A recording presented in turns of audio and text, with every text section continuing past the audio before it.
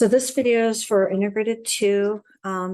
This is the Chapter 7D Day video help. So on the very first set of problems, what we want to do is we want to simplify everything down, and we only, if we have any exponents, we want them all to be positive. So on this first one, what we want to remember is when we have a fractional exponent, the numerator is the power that we're raising it by, and the denominator is the root. So I can either raise it to the second power first and then take the cube root, or I probably would first take the cube root of 1/8, and then I would raise that to the power 2. Now, when I take the cube root of 1/8, I can take the cube root of the numerator, and then I can take the cube root of the denominator. The cube root of the numerator is 1. The cube root of the denominator is 2. Now that's going to be raised to the second power, and that is going to give me a 1/4, and that is my answer. On letter B, when we're doing this one, I do not like a negative exponent. So when I have a negative exponent, I'm personally going to make it into the reciprocal. So basically what's going to happen, if it's a negative in the denominator, then I can move it up to the numerator, and now it's going to be a positive. Now the 4 is a coefficient, so that being negative is not a problem. I don't change that location. It is just a negative number. Okay, we only deal with negative exponents that we have to rearrange. So now my 12 divided by -4 is a -3. My x to the 7th times x to the 3rd, I'm going to add those exponents, and I get x to the 10th, and that's my answer. Now on C, when I have something raised to the 1/2, again, I'm raising it to the power 1, and then I'm square rooting it. But if it is a 1/2, I'm square rooting. If it's a 1/3, I'd be cube rooting, and so forth. So here, I'm going to be taking the square root of 9, and the square root of 9 is 3. Here, I'm going to be taking the square root of 12, and the square root of 12 is not nice, but can we clean it up? We want to simplify our radical if possible. So what that means is, if I think about squares, are there any squares that are a factor of 12? So when I think of squares, besides 1 squared, which is 1, 2 squared is 4, 3 squared is 9, 4 squared is 16. Now, I've already gone too far. So 16 is definitely not going to go into 12. Does either a 4 or a 9? Well, a 12 is really a 4 times a 3. So a root 12 is really a root 4 times a root 3.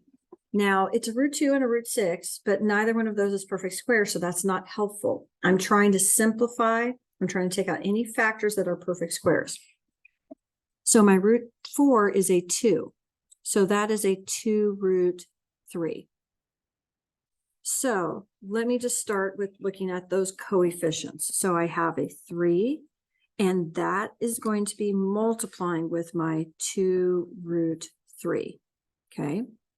Now, if I'm looking at my x's, I have an x to the 5th times an x to the -4th. I add those exponents together.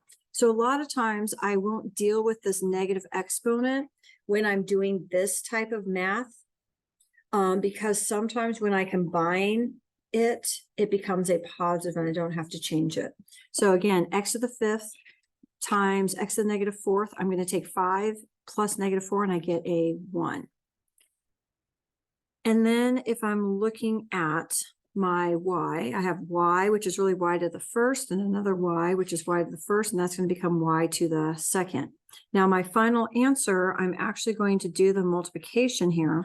I'm going to multiply 3 times 2 root 3, which becomes a 6 root 3. And then I have an x and a y squared. Now, if you want, because the x and the y squared are not under the radical, you could move 6xy squared all together and then have the cube root of 3. That's probably a cleaner version of the answer. Okay, on the next section, we are factoring. Okay, so when we are factoring, we always factor completely. Okay, so always my first step is to look at every term and see, hey, is there something I can factor out of every term? In this case, no, I cannot. If I have just a plain old x squared, not a 2x squared like I do on letter B, then if I can do a box to diamond, or I could just do a plain old diamond. And that would have a negative 56 on top and a negative 1 on bottom. Well, I'm trying to multiply to my negative 56. I'm trying to add to my negative 1. And that's going to be a negative 8 and a 7. So my factors are going to be x minus 8 and times x plus 7. And that is my answer. Now, on the next problem, I have a 2 in front. Okay, so I cannot just do a plain old diamond. I look to see if I can factor something out of every term. Unfortunately, I cannot. So I am going to do a box to diamond for this. Okay, so I'm going to do a box to diamond. And for my box, okay, and then let me get my diamond here. Okay, so for my box, I'm going to have a 2x squared and my negative 12. That's going to multiply to a negative 24x squared. It also has to add to 23x. Now, since it's adding to a positive 23, I am going to have as my factors a 24x and a negative x, because that's going to give me a 23x. It doesn't matter which box I do. I can put 24x here or in the other one. And then I always like to focus on my x squared box. Okay, focus on that. How can I get a 2x squared? And the only way to get a 2x squared is a 2x and an x. So my 2x is going to go here because it's going to help get the 24. I would not put it up here because it's not going to help get an a just negative x. Okay, now we never have our negative with this first set of terms here. So 2x or x, those will always be positive. Some of us are trying to put the negative with the x, do not. So now 2x times a 12 gets me a 24x, x times a negative 1. That's where my negative will come. And so I'm going to have as my factors 2x minus 1, x plus 12. On C,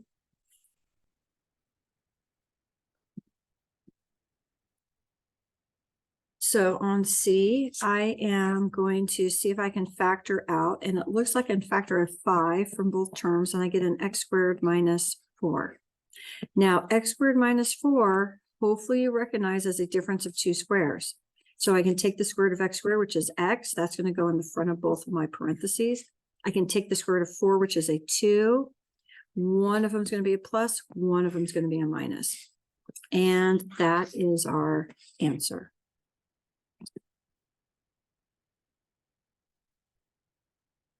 On D, I am going to factor from everything a 3x. And I'm going to be left with an x squared plus x minus 2. And this is going to become, I can do a diamond at this point. So I'm really trying to figure out what multiplies to negative 2 and adds to 1. And that's going to be a 2 and a negative 1. So I'm going to have an x plus 2 and an x minus 1. And notice my 3x is still in front. I need that 3x. So the next part, they're asking us to solve quadratics. They are not specifying how. My first go-to is generally to see if I can factor it. If it's factorable, then that's what I'm going to do.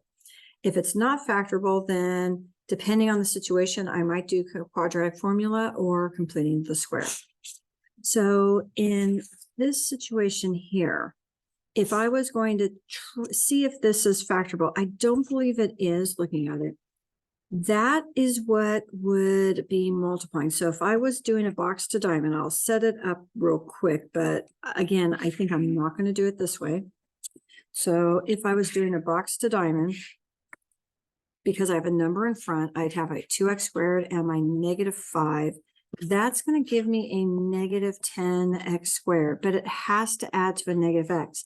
There's nothing that I can think of that would do that. 1 and 10, 2 and 5, that's every possibility that is nice integer answers. So none of those are going to work.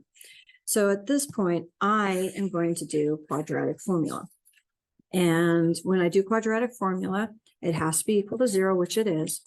And the formula is x is equal to -b plus or minus the square root of b squared minus 4ac all over 2a.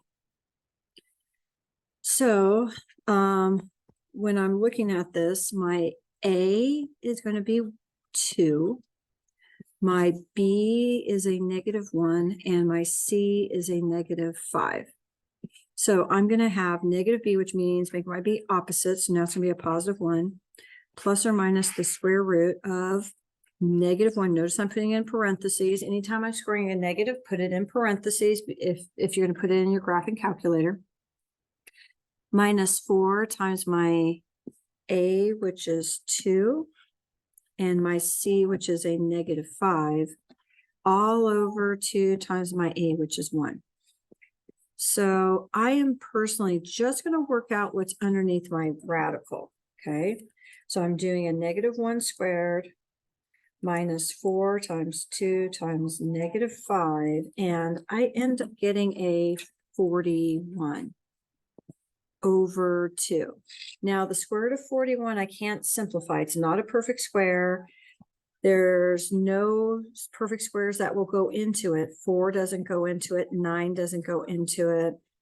16 doesn't go into it. 25 doesn't go into it. 36 doesn't go into it. The next perfect square is 49. None of those go into it. So this is my answer. This is it in simplest radical form. Since I am getting a square root, that's not a perfect square. And so that's my answer that I would write here. This is going to be irrational. If I could factor it, it would definitely be rational. Definitely would have been rational. On letter B, for this one, I want to get everything on one side. I'm going to bring everything over with my x squared. I like my x squared to be positive. So since it's positive there, I'm going to minus 4x. I'm going to add 3, and then I'm going to have 0. Now for this one, again, I could sit here and try to factor it. If I am, let me just temporarily see. This would be a 4x squared. This would be a +3. That's going to give us a +12x squared, and it has to add to a -4x. With it being a +12, I don't think that that is going to be possible. If it had been a -12, that would have been different. I could have done 6 and 2. So in this case, they would both have to be negative, and the things that multiply to 12, 1 and 12, that does not combine and give me a 4. 2 and 6, that does not combine. 3 and 4, that does not combine. So those are all of my possibilities. So I am going to do quadratic formula again. So for this, I'm going to have x is equal to, again, my a is 4, my b is -4, and my c is 3. So I'm going to have -b, which means I'm going to make my b opposite, plus or minus the square root of -4 squared, minus 4 times my a, which is 4, times my c, which is 3, all over 2 times my a. So again, I'm going to compute what's underneath my square root. So a -4 squared minus 4 times 3. I end up getting the square root of a negative 32 over 8. Now, that tells me that I'm not going to have rational or irrational answers. I'm going to actually have imaginary, okay, or complex solutions, okay, because I'm going to get I, okay, because I'm taking the square of a negative. So right away, I know I can at least make it be an I root 32. Now, I believe 32 has a square in it. Again, squares 4, 9, 16, 25, 36. 4 goes into 32, but so does 16. Okay, so I'm going to use the 16. So a root 32, let me just write it here. A root 32 is going to be the same as a square root of 16 times the square root of 2. So that's really a 4 root 2. So I can rewrite this as 4 plus or minus. I'm going to write it as 4i root 2 over 8. I'm going to simplify because the 4 and the 8, the two terms on the top and the one on the bottom, all are divisible by 4. So I'm going to get 1 plus or minus I root 2 all over 2. And again, this is not going to be rational. It's not going to be irrational. It's going to be complex or imaginary solutions. On number 4,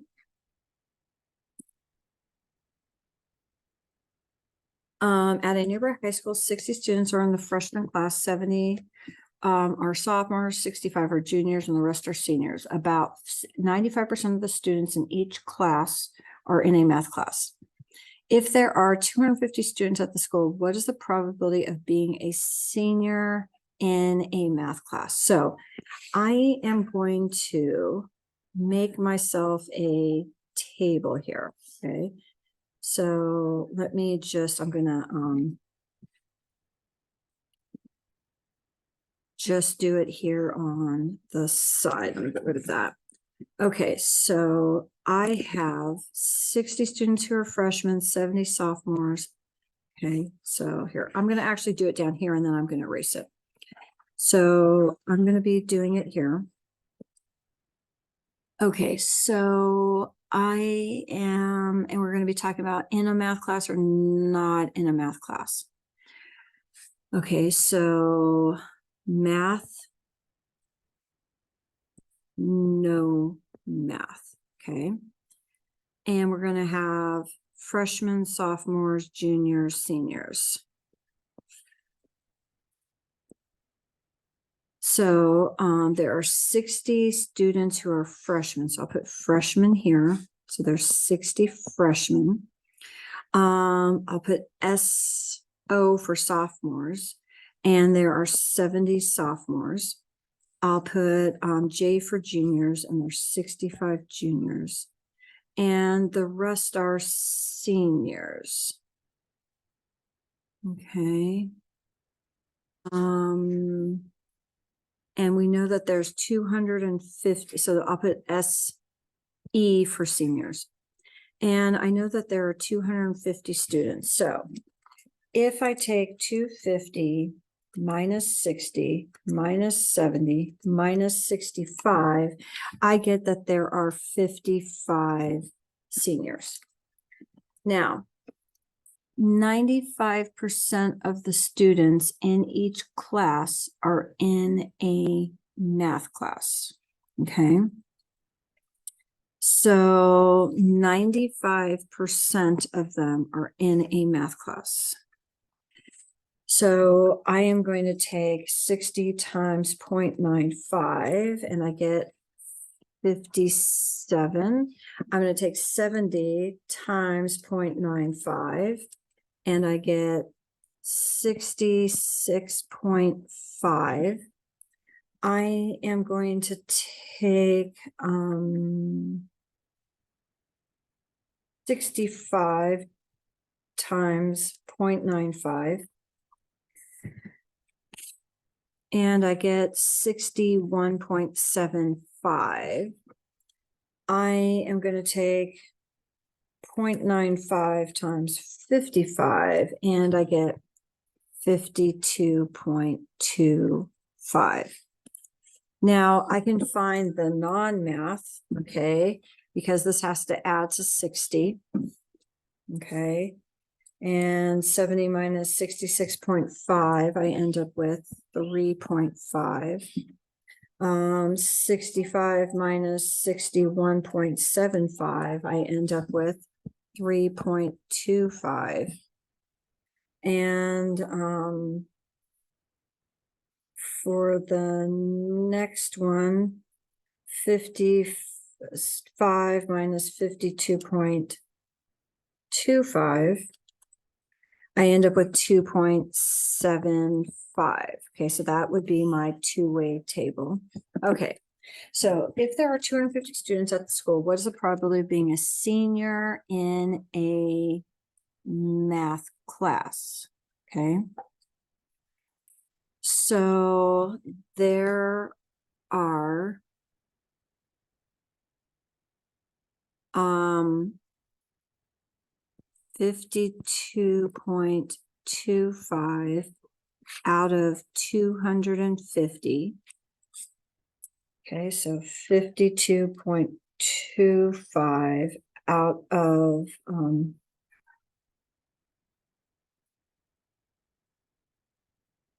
so if there are 250 students at the school, what is the probability of being a senior in a math class? Okay, so 52.25 divided by 250, I end up with 0.209, so about 20% chance. Is being in a math class independent of your class standing? So basically what we're looking for here is the probability of, for example, let me do the senior, okay? So is the probability of being a senior, which is 0.209, the same as, I shouldn't say, let me start this again.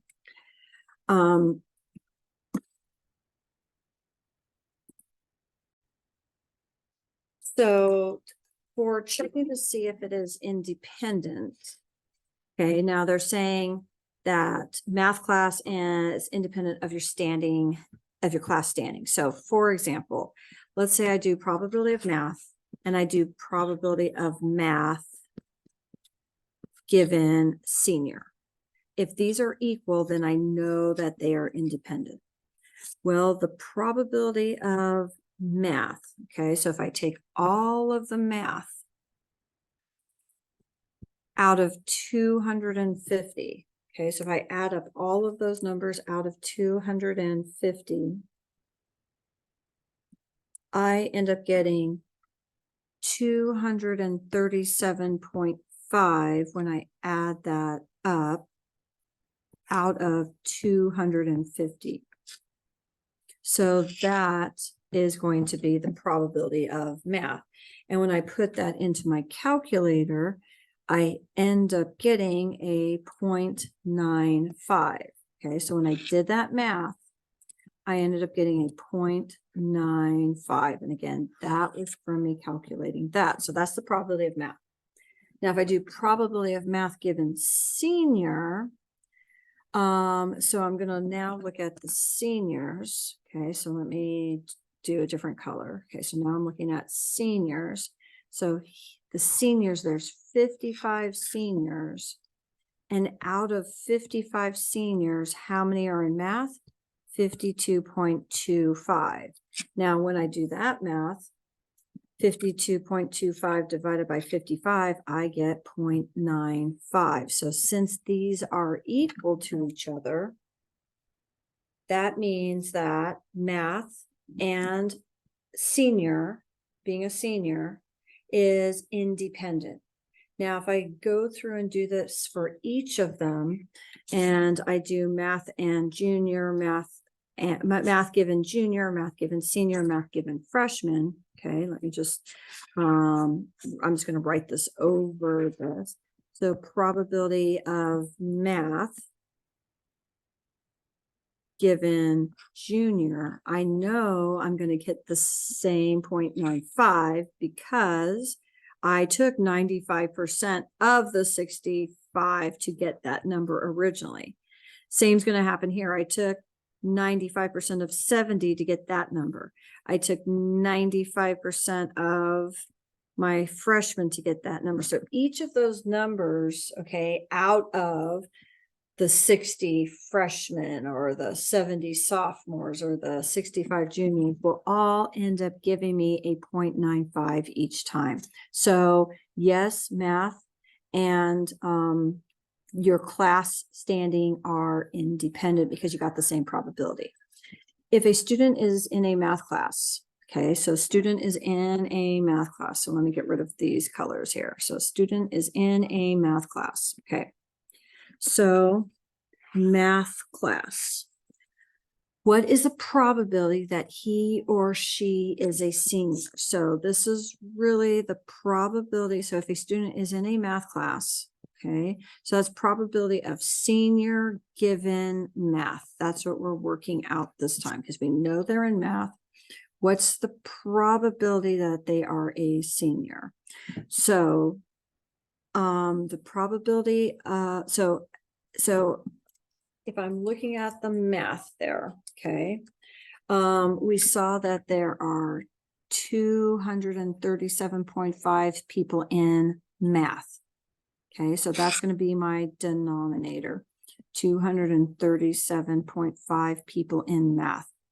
Out of this, how many are seniors? 52.25. And so when I take 52.25, let me get it. Okay, so 52.25 and divide it by 237.5, I end up getting 0.22 as my answer. Okay. Okay, now on the next problem, okay, I am going to get rid of this right now. Okay. So on the next problem, they're asking us to complete the square. Now, unfortunately, in this situation, I am going to be getting some decimals or fractions. I think I'm just going to leave it as a decimal for us right now. Okay. And because I have an odd number in front of this. So when I'm doing this, I am going to have x squared plus 3x. I am going to subtract the 125 to the other side. I need to figure out what I'm adding to both sides, okay, to make it a perfect square. And what I do is I'm going to take half of my 3, which is 1.5. I'm going to square 1.5, which is a 2.25. So I'm going to add 2.25. I'm going to add 2.25. Now, my whole point of doing this was to make this side a perfect square. So this is going to be x plus half of 3, which was 1.5 squared, equals, and I get 1 on the other side. I am going to square root. And when I square root, I get a positive and negative 1. I'm going to minus my 1.5, so I'm going to get a negative 1.5 plus or minus 1. So I am going to be getting, when I add the 1, a negative 0.5. When I minus the 1, a negative 2.5. Those are going to be my x-intercepts, okay? So I'm going to get a negative 0.5, comma 0, and a negative 2.5. comma 0. To find my vertex, I'm going to average those. Okay, I'm going to average those. So to average those, that's going to give me my x coordinate. So if I take a negative 0.5 and I add it to a negative 2.5 and I divide by 2, I'm going to get a negative 3 divided by 2, which is a negative 1.5. Now, something you might notice is that's what I got over here. Down the road, we're going to see the relationship between that. We haven't seen it yet. So my vertex is going to be a negative 1.5, comma, and now I'm going to substitute that into the equation to figure out what my y coordinate would be. So I am going to take, and here I'm going to do this in purple, just so you can see where I am. So I am going to take my negative 1.5 and I'm going to plug it into that equation. So I'm going to go negative 1.5, let me write that better, negative 1.5 squared plus 3 times a negative 1.5. Let me move this slightly. No, I'm starting all the way over here. So a little bit more space. Plus a 1.25. Okay, so let me put that in my calculator. So a negative 1.5 squared plus 3 times a negative 1.5 plus a 1.25. I got a negative 1.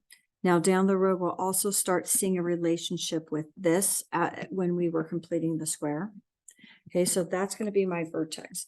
Now they did ask us to sketch this. Okay, so if I'm sketching this parabola, okay, I'm going to be very basic with this here because I don't have tons of space. I'm going to zoom in slightly. Okay, so I am going to have my x-intercept at, let's say this is 1, 2, 3. Okay, so I'm going to have an x-intercept at a negative 0.5. I'm going to have an x-intercept at a negative 2.5. And if I go negative 0.5, comma, negative 1, so negative 0.5 would be here, comma, negative 1.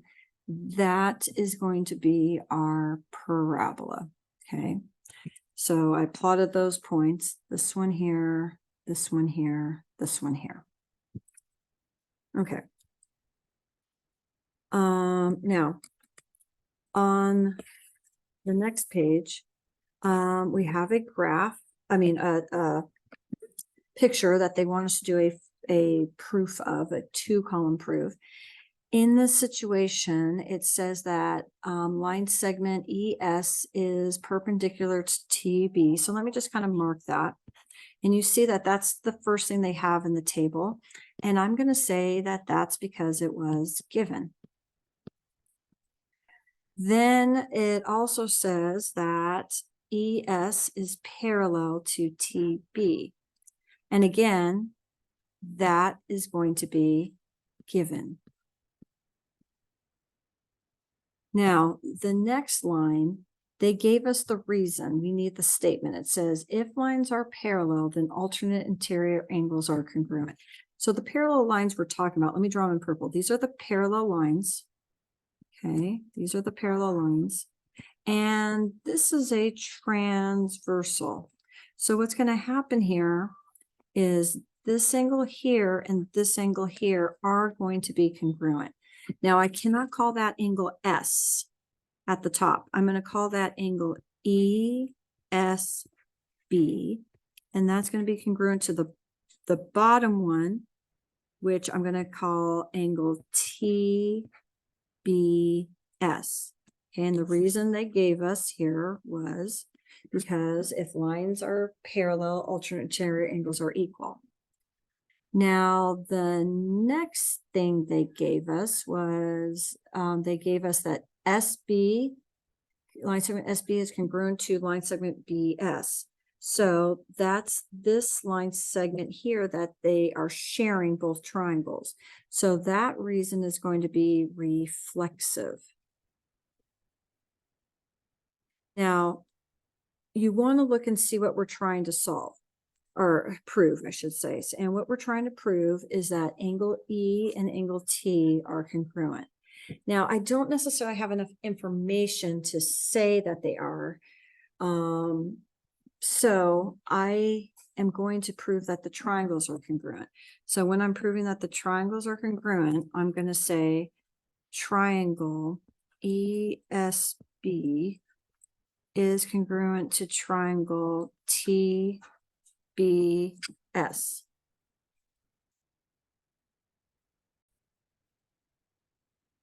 And these two triangles are congruent by looking at the picture.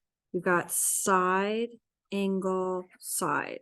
Okay, so that's going to be our reason.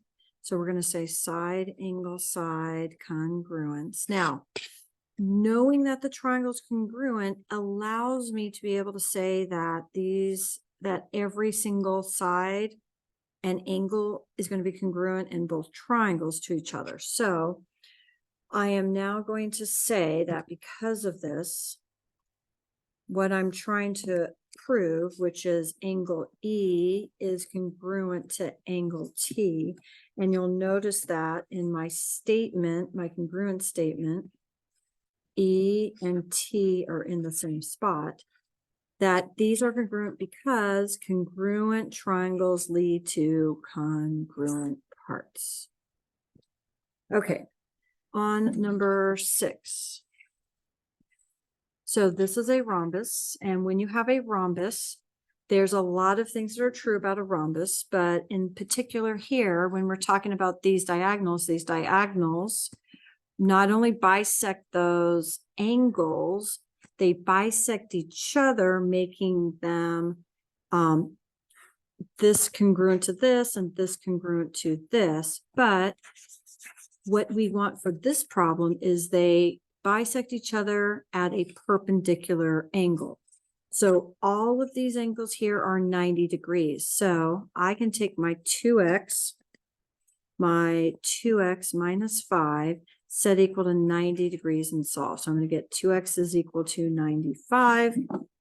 And 95 divided by 2, I end up with a 47.5 degrees.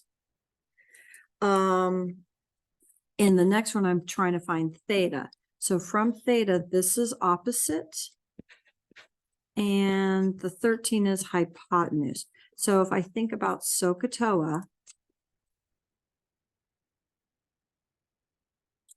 and let me just write it here, SOHCAHTOA. I've got opposite and hypotenuse, so I'm going to be dealing with sine. So I'm going to go sine of theta is equal to opposite 8 over hypotenuse 13. Now, to undo the sine, I need to take sine inverse of both sides. When I take sine inverse of sine, it's going to give me just my theta. And then I take sine inverse of 8 over 13. I'm going to put that into my calculator, making sure it's in degrees. So sine inverse of 8 over 13, I end up with a 37.98 degrees as my answer. On C, they want us to write it in simplest radical form. It is a 45, 45, 90.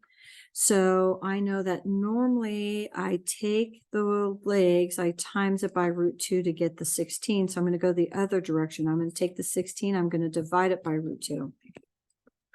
I need to rationalize. I'm going to times the top and the bottom by root 2. When I do, I'm going to end up with 16 root 2 over 2, but that can simplify to an 8 root 2, and that's going to be my final answer. So my final answer is going to be 8 root 2. On D, for this one, this This right here is going to be my adjacent. This is going to be my hypotenuse. So in this case, I'm doing cosine, okay? So I'm going to do cosine of 65 degrees. Cosine of 65 degrees is equal to x over 24. I'm going to multiply both sides by 24. So 24 cosine 65 degrees. I'm going to work that out. So 24 cosine 65, I end up with a 10.14 as my answer. The next picture, I have a trapezoid, okay, but the base angles are the same. So that means that this is going to be an isosceles trapezoid. So that means that my 5x minus 5 side is going to be equal to the 3x plus 11, and then we're going to solve. So I'm going to get 2x is equal to 16, so x is equal to 8. The next one, I have parallel lines. Okay, and so these are same side interior angles. So these together are going to be adding up to 180 degrees. They're going to be supplementary. So 2x plus 30 plus 3x plus 10 is going to equal 180 degrees. I'm going to work that out. So I'm going to get a 5x plus 40 is equal to 180.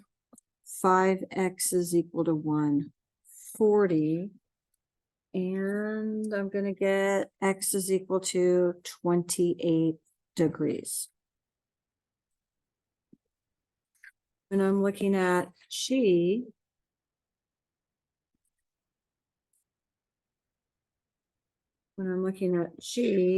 I have a quadrilateral. Okay. Perimeter, I add up all the sides. So I'm going to add 2x, 3x, so that's 5x, 7x, 10x. And then I'm going to have 1, 2, 5. So plus 5 is going to equal 65, and I'm going to solve. So I have 10x is equal to 60, so x is equal to 6, and that's my answer. This is a 30, 60, 90. Always across from my 30 is like my building block. Okay, my hypotenuse is 10. That means that my one across from my 30 is going to be half of that, which is 5. And so the one across from my 60 is going to be that times root 3. So the answer is 5 root 3. On I, 2i, so we've got imaginary numbers, minus 5i plus 7. That's going to give me a negative 3i plus 7. Now, usually we like to write it in the form a plus bi, where we have our real part and then our imaginary. So I could write that as a 7 minus 3i. It's probably a little cleaner looking. On b, we're taking the square of a negative 36. Before we used to say error, but we now know we can take the square of a negative and get an I. So the answer is 6i. And that's the end of this video. Hopefully this helps you guys out.